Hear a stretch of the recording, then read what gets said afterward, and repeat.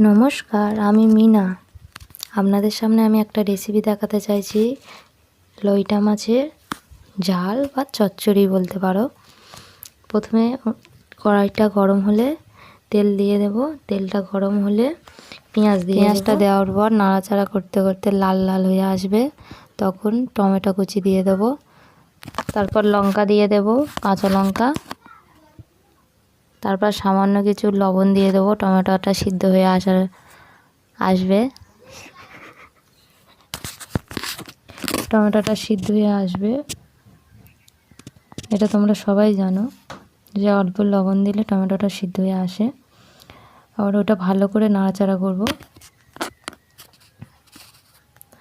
নাড়তে নাড়তে ওতে দিয়ে দেব আদা রসুনের পেস্ট, দিয়ে ভালো করে নাড়াচাড়া করব।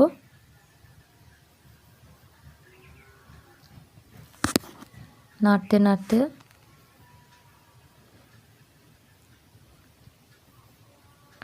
উনুনের জালটা একটু কমিয়ে দেবেন, নাহলে তলায় লেগে যাবে।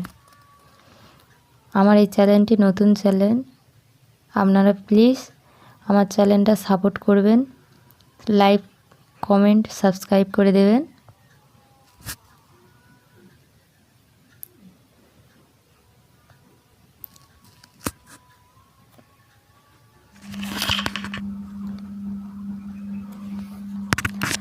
মতো লবণ দিয়ে দেব।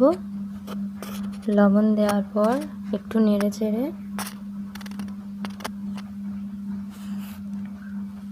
মতো হলুদ দিয়ে দেব।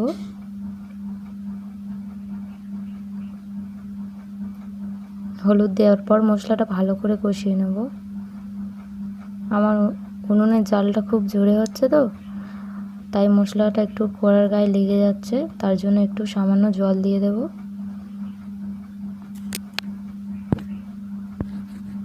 জল দেওয়ার পরে ওই জলটা যখন শুকিয়ে যাবে, মশলা থেকে তেল ছেড়ে যাবে, তখন মশলাটা হয়ে যাবে।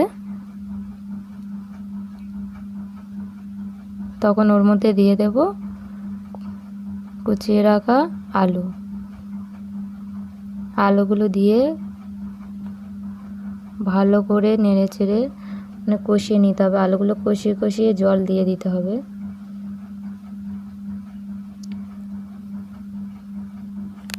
জল দেওয়ার পরে মতো জল দেওয়ার পরে ওপরে দিয়ে দেব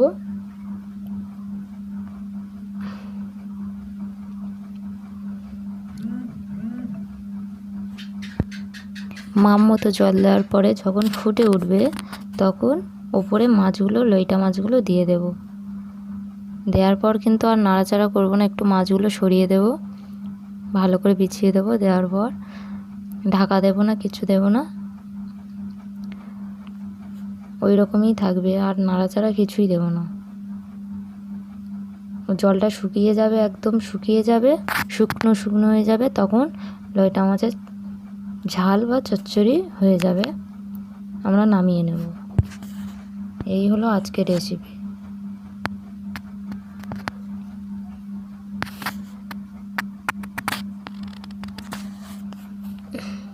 দেখো একদম শুকিয়ে গেছে, আলুও সিদ্ধ হয়ে গেছে।